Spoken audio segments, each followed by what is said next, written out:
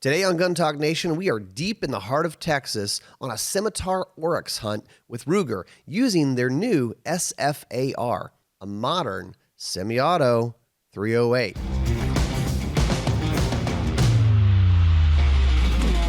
This Gun Talk Nation is brought to you by EOTECH Optics. Welcome into Gun Talk Nation. Today on Gun Talk Nation, Ruger is here in the building on location in West Texas. So if you're listening to this, it may sound a little weird. You're going to hear a little wind. You're going to hear some trees blowing. If you're watching it, it definitely looks weird because we're not in the Gun Talk studios. We are out in West Texas on a hunt with our boys from Ruger. Brian, Graham, say hello. How we doing, guys? Ryan, how you doing? Yeah. How you doing, Ryan? Thanks for being here, guys. Glad you come out. Glad you could come out. So this is awesome. So every once in a while, we got to get out of the office and test the products, right? Absolutely. So being that this is Gun Talk Nation, I won't get too nerdy into the hunt side, but I wanted to talk about kind of why are we here, what are we using, and we'll talk about kind of our lessons learned and some experiences from doing this. Graham, I mean, this is your wheelhouse, so I mean, talk about kind of what we're doing and why we're doing it. Yeah, we're out here. We're out here for a hunt, and we're out here to test Ruger's newest AR platform, which is the SFAR, our small frame automatic rifle. So we should really go over how to say it, because I've heard SFAR. You just said I've heard SFAR. Small frame AR. No one says SFAR. No, you said that a few times this week, and I didn't want to correct you. But dude, you got to correct me. We're gonna go. We're on from our end. It's like Brian. SFAR. What do you prefer being called? You got to say I prefer being called Brian. Not Bry guy. small frame AR. Yeah, small frame AR. Small frame AR. Well, let's go with that. Let's go with that from. Or SFAR. SFAR. That works too. That's how we've been. All right. So this is actually very cool. We've been talking about it for several weeks. I don't know what is it. How long has this been out? A month? 2 months? Yeah, about that. Something like that. Yeah. So this is a big deal because, and this is a perfect platform for what this gun is all about to me. It is a 308 AR. So you go, it's an AR-10. Well, kind of. I mean, would you describe it as an AR-10, or would you say, well, it's something new? I'd say it has a lot of the same characteristics as an AR-10, but with a Ruger twist to it, where we are keeping the same envelope as our AR-556. Essentially, there's a few parts like the magwell and some areas that you might see a little dimensional difference, but essentially within that AR-556 platform, but we're keeping the weight down and we're keeping the price down on this platform. That's the big deal to me, is the keeping the weight down, making it trimmer, because AR-10 platforms are just chunkier and heavier. They have been for years and years. So now that you have I don't know what you'd call it, just a bigger caliber, bigger bore AR, it also allows you to do things like this. So we're out here in West Texas, and we're hunting Scimitar Oryx. Brian, how tough are these animals? We saw this week they're extremely tough. Yeah. Even well-placed shots, you know, a lot of times needed a follow-up shot just to put the animal down, but we saw it several times. So yeah. So, but this gun being lighter, I think the 16-inch barrel is only 6.8 pounds. 6.8. Right? Yep, and we got the 20-inch barrel as well. 20-inch barrel as well. A couple more ounces. That now you're going, okay, I would hunt with this, because probably in the past a lot of people would go, it's too chunky, it's too heavy, I don't know if I would hunt with it. But let's talk about this gun and experiences in using a auto-loading rifle, and how that was helpful in our hunts this week. Yeah, it really comes down to the fact that, you know, everyone understands a traditional hunting rifle, but the AR platform has become such a common rifle that someone that target shoots or uses an AR for home defense or, you know, as a target shooting can now transition to a firearm, understand the fire controls, understand how the gun operates, and take it into a hunting environment with that 308 cartridge for medium to large game. That's a great point, because some of our guides, and I would say one of the guys, older guy, and always been a hunting guide, maybe no military background, anything like that. He was like, you know, he said, honestly, I'm not super familiar with the AR platform. And there are probably a lot of people in that camp, but then on the other camp, you have people who that's all they know. Like they went to the military, law enforcement, and they're super familiar and comfortable with this platform, Brian. Yep. So for me, myself, I grew up bolt action rifles. I'm more the traditionalist. So this was a first for me. Really got to experience the versatility of this platform. That was fantastic. You know, being able to, you know, with the handrails and stuff, being able to move my mounts around.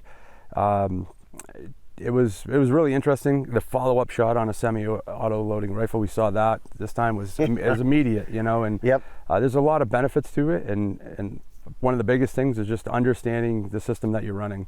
Spend the time with it ahead of time, get comfortable with it, and I'll be certainly using them in the future for sure. Oh, it's great. So for me, I mean, and we should say this, if you're listening to this, you can tune into our YouTube or Facebook channels and watch this, Roku channel, and watch it. We do have the guns here so you can see it, but we are running, everybody was running suppressed, so silencers on the guns, which helps with recoil, helps with sound, obviously, and I would say it doesn't make it super quiet, but it does help, I think, in these outdoor environments that, like we're hunting the Scimitar Oryx that are in herds, and I don't think that they're able to identify what the sound was or identify where the shot was coming from, which also enabled you to get follow-up shots. So for me, we got on a herd, we snuck up, we stalked, spot and stalked up to about 150 yards, and then the big bull in the group laid down. So he's laying down in the bushes. All I can see is his head and his horns, and even then, sometimes not that. And so I'm on the sticks, standing to try to see over the bushes for more than an hour, and just trying to stay in the gun and just be ready. But when he stood up, when he finally turned broadside to me, I shot. You could hear the shot. You could hear the hit. Yeah, hearing the impact. You guys heard that too, right? Absolutely. This week? That has to be one of the, I've done a lot of suppressed shooting, but this has to be one of the first hunts I've been on where everyone on the hunt was fully suppressed, and being able to hear, you know, a suppressor offers a lot of advantages, you know, muzzle reduction, noise reduction. Our guys didn't have to put their hands in their ears. Yeah, they loved it. They were excited about that. Look, when we put our cans on the guns, all the guys went, "Oh, this is great." Yeah, because they're used to having their eardrums blown out by muzzle brakes on big bore rifles. Yeah. But being able to be on target, and someone else mentioned it first, and then when I got a chance to shoot, hearing the impact, you know, it's like almost like hitting a steel plate. Mm-hmm. You get that immediate response. You know when that .308 round impacts that animal, and you know you're on target, and you know you're doing the right thing. Thwack. It was impressive to hear.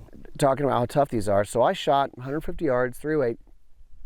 It was a hindsight, looking at the animal, it was a perfect placed shot, but they're tough, and so he's still up. He's moving. He's hurt. He's still up. I didn't have to do anything. It's an AR. It's a semi-auto. I just stayed on him, and I knew I could just press the trigger again. I put another one in him, and then the third one he was probably done. But I heard he didn't need it. The way I do things, it's good to put it down. If he's still giving me a shot, and he's still moving, I'm gonna put another one in him. So he didn't go far.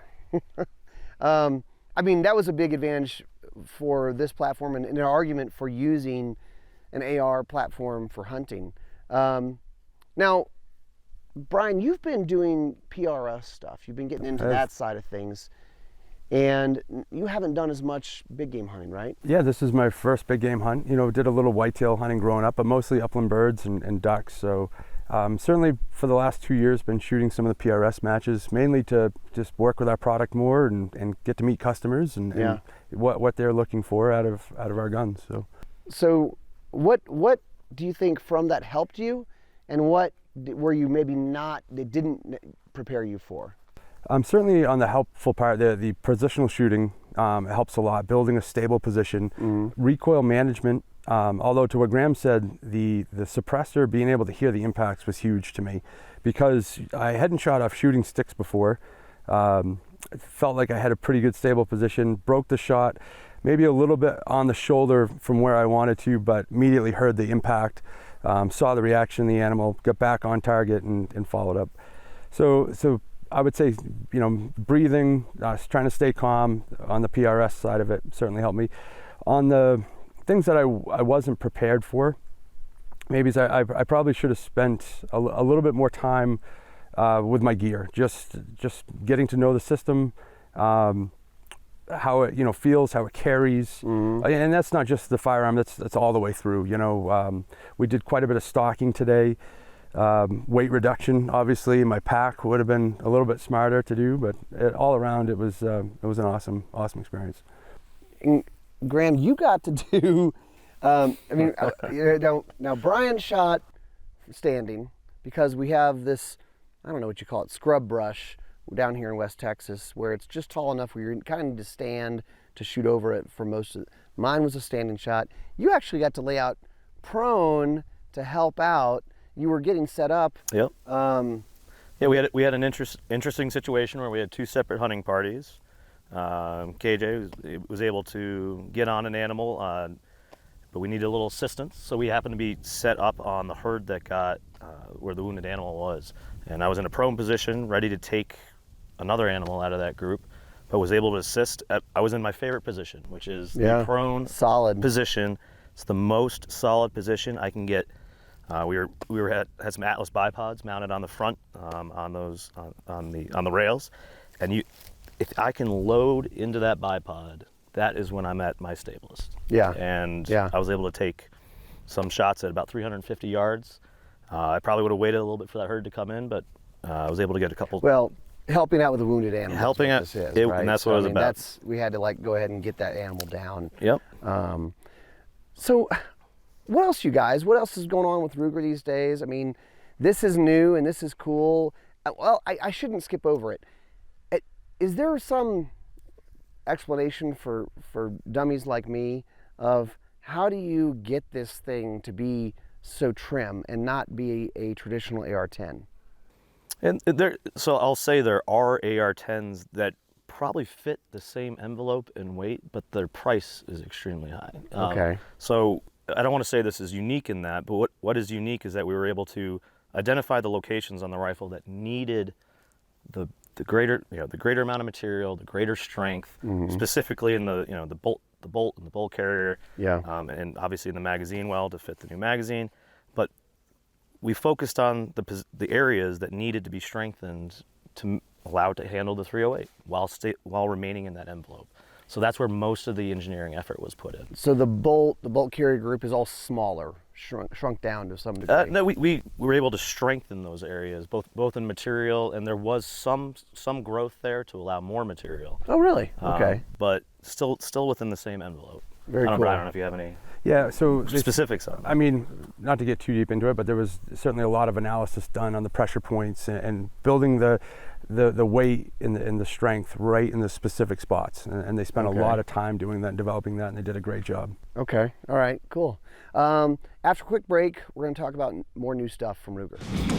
The Ruger LC Carbine is a new gun that you got to take a look at. It's ideal for range, backpacking, small game, and pretty versatile and reliable carbine. And it's chambered in 5.7 by 28.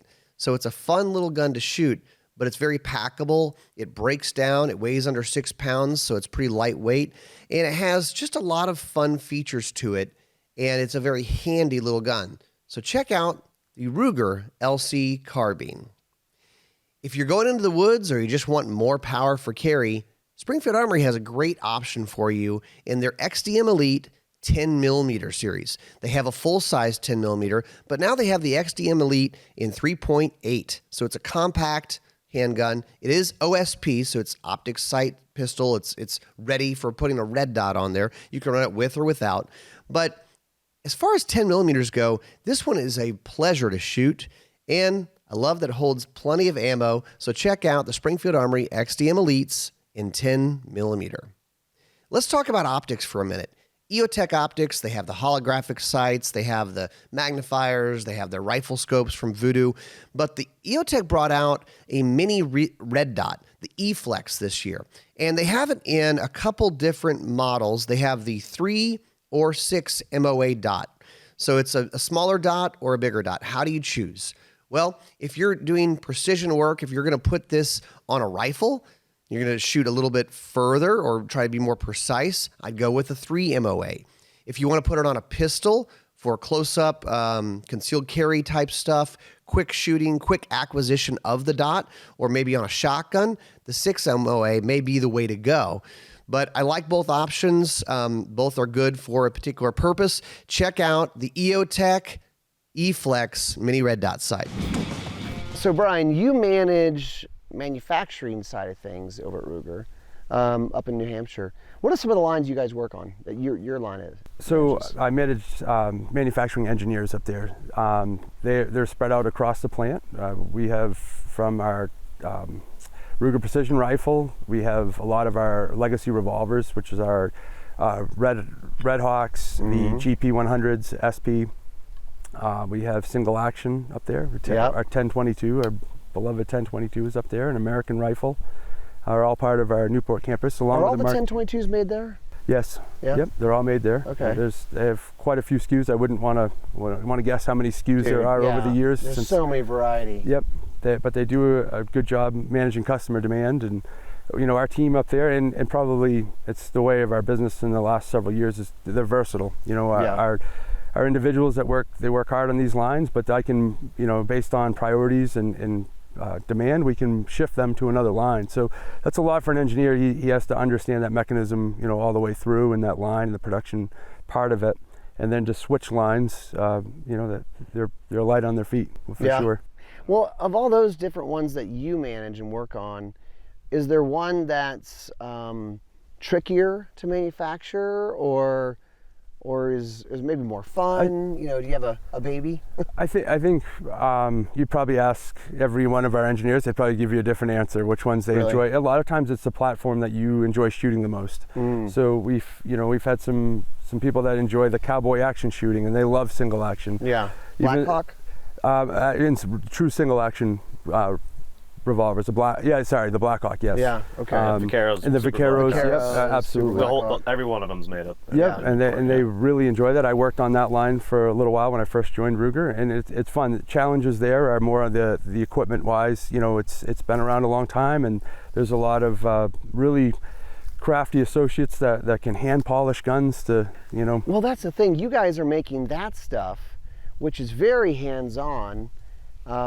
But you're also making polymer pistols and ARs, which are probably a much different way of manufacturing guns to a certain extent, right? Certainly are. They're the design that's gone into the new platforms to make them versatile. So, as long as your quality is there on each component, the guns will bolt together and everything will function absolutely correct. Right. And there's a lot of study and analysis that goes into that, but some of the gunsmithing that's happened before on the older legacy lines that people enjoy, and that the perfect timing on those old Vaqueros that we're talking about. Yeah.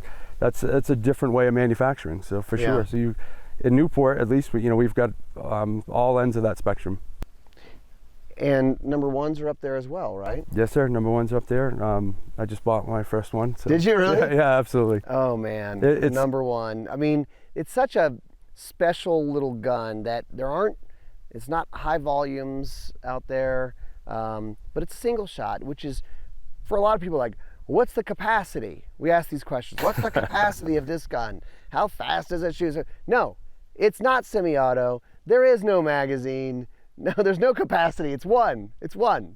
But they're so beautiful. Absolutely, the craftsmanship that goes into them, and then for me, some of that circation walnut. That's just it tells a story in itself. That particular, wherever it came from, the wood, and it's hard working there, not trying to buy a lot of the things that you see. Oh, I bet. Get in trouble at home pretty quick. I bet. So. Well, and that action is super strong, right? Yep. Falling block. Yeah. Absolutely. Yeah. Been some designs based off it, and it's been around a long time. It's reliable. It's been in the lightest calibers and some of your heaviest, large game, dangerous game African calibers. So it's been an incredibly versatile. Another thing, and I'm going to talk up a gun that is hard to find, but who cares? Another thing about the number one is there basically isn't an action, is one way to look at it. No. So it shortens the whole gun by 3 or 4 inches, right?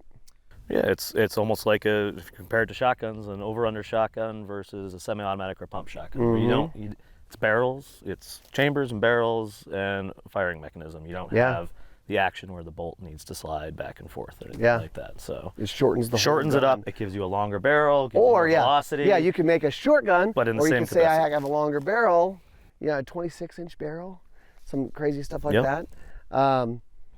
So what are some of like the gear we've been using this week, the hunt we've been doing?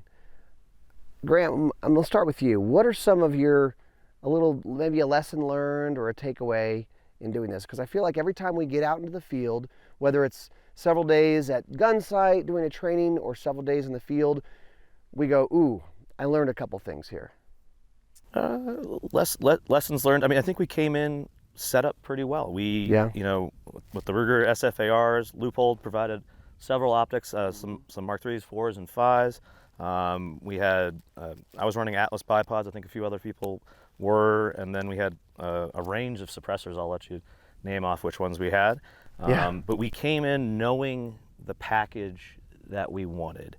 And I've had lesson learned is so many people have told me to stop running bipods.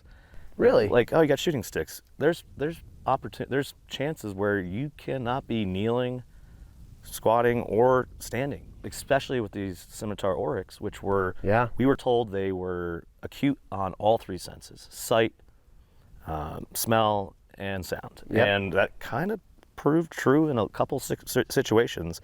So we know we needed this suppressed package. We know we needed range. Lesson learned. I didn't carry enough ammo one time, which was, I thought I was going to need more ammo. I'm not going to lie. Box magazines are nice. Make sure you carry your extra magazine with you. Don't leave it in the truck. That was my lesson learned today. That's a good point. Like you go, don't leave your gear in your truck. I've got a 10-round magazine in the gun. That's plenty, right? Plenty for my hunt, but that's plenty. Yeah. That's a lesson I learned from PRS. I always have extra magazines on me because you don't know what stations we're more. So luckily I wasn't too far away, and we had some others ready to go too if he needed them. Yeah. Brian, now what about you? Because this was your first big game hunt. Yeah, we talked a little bit about it, but the weight of what you carry too was really interesting. I actually had never run a bino rig before, so I had definitely the fortune of running. I ran one from Coltech, but I got the chance to check out everything you guys were running, and it was interesting. It's all, a lot of times it's what you're used to, and you guys were very comfortable with your rig, but I loved mine. It was it's something new that they had introduced, and it fit perfect. It was modular. I could put my Kestrel right next to it. And, it was good. Yeah, I would say, and we were talking about earlier, I mean, seeing what the suppressor does in hunting situations is incredible. And we were running Silencer Central cans. We had a Banish 30. We had the Backcountry from Silencer Central. I also had, I guess old school for me, it's a one I've had for a long time, is an AAC can, kind of an original SD 762 can. Something else that I was kind of impressed with, all four hunters, we're tagged out, we're toasting beers and all that stuff. Cheers. We, everybody got close, and this is wide open country, and you're sneaking up on groups of animals in 10, 20 animals sometimes, where there's a lot of sets of eyes and ears and noses to detect you. But we didn't just sit back on sticks and just dial up scopes and throw bullets at them, which I think maybe perhaps because we were shooting a 308, perhaps that kept us honest. What do you think? I definitely, I think that, we're trying to get as close as we can, for the accuracy and the, the instantaneous kills, what you're looking for. And one thing I definitely on the lesson learned is that I don't do enough crunch walking. I was with Graham on his hunt, and about halfway through, I had quite a few cramps, and I was like, "Boy, I'm gonna have to work on this. This is a telling sign right here." Gotta stay away from that sweet tea. Yeah, exactly. Yeah, so, every time. You guys covered some miles this morning. That was a long, and again, I had never done the spot stock before, and that was very interesting, and it was a lot of fun. It was amazing, and how those animals can hide in a short grass really was impressive. So Ryan, I think one of the things about being able to glass and engage a target from distance, that's all great, except that with these animals, both the cows and the bulls have horns. Yes. And you That's do true. not know the until you get close. You gotta get close. Even with a spotting scope, you cannot tell, either the age or whatever you're looking for in your animal, horn length or horn size or the size of the animal. You still need to close that distance in order to properly identify the target you want to engage, or Yeah. the animal you want to engage. Yeah, good point. And I think, our guides did a great job of doing that as well, and everyone here was able to kind of close and identify which animal they wanted to take, which is specifically important when you have that large group. We saw one group of 30 to 40 where it almost was impossible to distinguish one from the other. Yeah, I mean, they're clumped up together. I know for mine, we probably did a stalk, I don't know, probably 600-700 yards that we got within this big group, got up to about 150 yards. And even with the scope and the silencer and the sling and the bipod and all that, it wasn't heavy. It wasn't horrible for me. And that just makes me excited about being able to do more hunting with an AR. Also being able to attach more stuff in an easy manner. I love to have the QD mounts for the slings. It's those kind of standard stuff that you're starting to see on ARs. And sometimes with a hunting gun, like a traditional bolt gun, you're having to how do I attach all these things that I want to have on it and all this stuff. This is just awesome as a platform for this. It was conceptualized, designed, and manufactured specifically for this purpose. Yeah. That adaptability, the ability to be suppressed, easily mount your optics, easily mount your accessories, without being overbearing, without adding too much weight. Your ability to swap in your standard AR-15 accessories where you want them. It was designed from the ground up to be what we have here. And when you're doing spot and stalk, it's way different from sitting in a box blind. Those of us who've done a lot of Eastern hunting, it's great, but that's kind of almost like sitting at a bench. And if you're gonna do anything out west, any style where it's spot and stalk, you've got to practice, you've got to get comfortable with shooting from sticks, you've got to get comfortable moving, getting set up again, dropping to a knee, all of those different positional shooting things. That's one of the big things for me, that it's fun to get out here and kind of test those skills. And now we get to bring home a bunch of meat. I can't wait. Yeah, Scimitar Oryx, I hear it's delicious, so that's really why I come to these things. I want to bring home all the meat and cook it up, because that's my thing. So I think you guys have a truckload, so Yeah. it shouldn't be an issue. guys, thanks for being on with us. It was a pleasure. All right, that is it for us. We will see you next time on Gun Talk Nation.